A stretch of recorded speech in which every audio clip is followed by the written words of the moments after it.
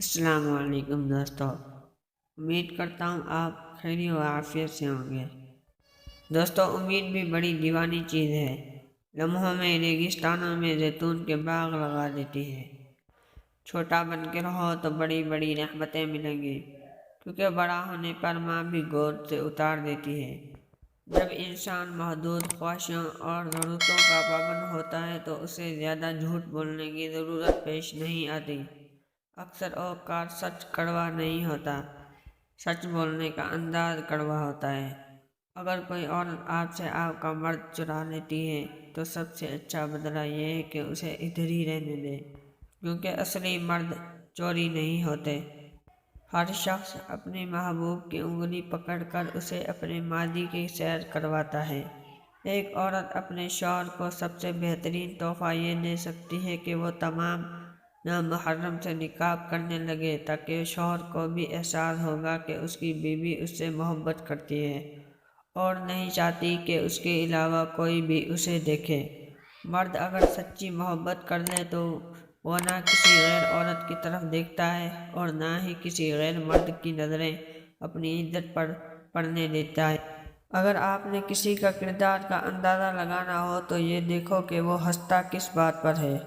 غم کی ایک بڑی خوبی یہ بھی ہے کہ انسان کو نرم کر دیتا ہے اور اپنے حقیقی خالق، رازق اور مالک کے قریب کر دیتا ہے۔ کم بولنے والا لڑکا اور زیادہ بولنے والی لڑکی ایک مکمل جوڑی ہوتی ہے۔ جب انسان دوسرے کی جگہ پر کھڑا نہ ہو تب تک اسے پوری بات سمجھ نہیں آتی۔ عورت محبت کرے اور چھوڑنے کا سوچے، یہ ناممکنات میں اعلیٰ درجے کی بات ہے۔ لوگوں سے ڈرنا چھوڑ دو، کیونکہ عزت اللہ دیتا ہے، لوگ نہیں۔ حسد کا جذبہ احساس کمتری سے پیدا ہوتا ہے۔ جو شخص اپنے آپ کو گھٹیا سمجھتا ہے وہ دوسروں سے جلتا ہے۔ مڈل کلاس لڑکی کو بدنامی کا بہت ڈر ہوتا ہے۔